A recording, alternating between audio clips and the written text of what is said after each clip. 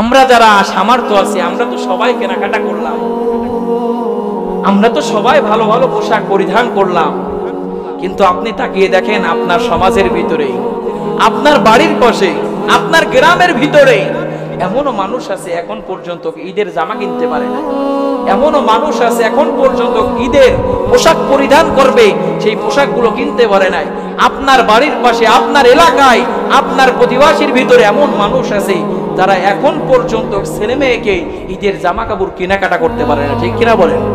2 number আমল উত্তম পোশাক পরিধান করা। সুবহানাল্লাহ বলবেন না?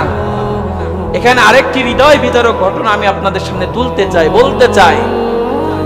আমরা যারা সামর্থ্য আছি আমরা তো সবাই কেনাকাটা করলাম, আমরা তো সবাই ভালো ভালো পোশাক পরিধান করলাম, কিন্তু আপনি তাকিয়ে দেখেন আপনার সমাজের ভিতরে, আপনার বাড়ির পাশে, আপনার গ্রামের ভিতরে এমনও মানুষ আছে এখন পর্যন্ত ঈদের জামা কিনতে পারে নাই।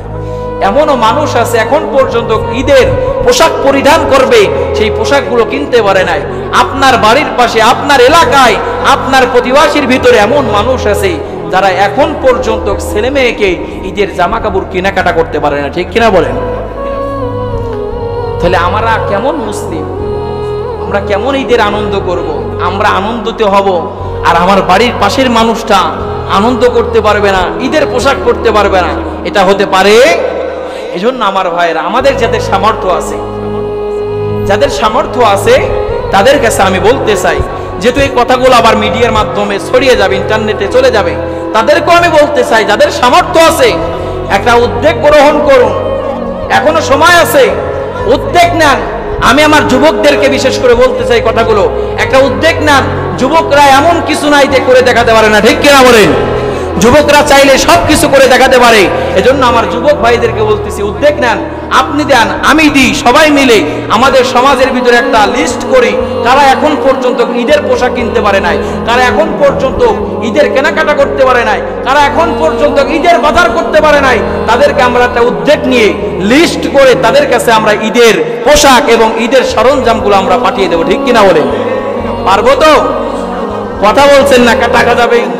আরে ইনশাআল্লাহ বলেন না কেন? এই কথাগুলো যখন মানুষ শুনবে মনে করবে যে হুজুরের সামনে মানুষ নাই, হুজুর মনে করে যাদেরকে নিয়ে কথা বলতেছে এরা সবাই কবরস্থানের মানুষ, কবরের লোক তো কথা বলতে পারে না, আর জিন্দা মানুষ তো কথা বলতে পারে। পারবো তো ইনশাআল্লাহ? একটা উদ্যোগ নেন, তাহলে আপনার ঈদটা হবে আনন্দময়, তাহলে আপনার ঈদটা হবে খুশি। আপনি ভালো পোশাক পরবেন আর আপনার ঘরের পাশের লোকটা ছেঁড়া জামা পরে আসবে, সেই লোকটা ঈদের দিন ভালো খাবারও খেতে পারবে না, তা হতে পারে না, তা হতে পারে না। ঠিক কিনা বলেন? তাহলে 2 নাম্বার আমরা উত্তম পোশাক পরিধান করব। নাম্বার 3 আমরা ঈদের দিন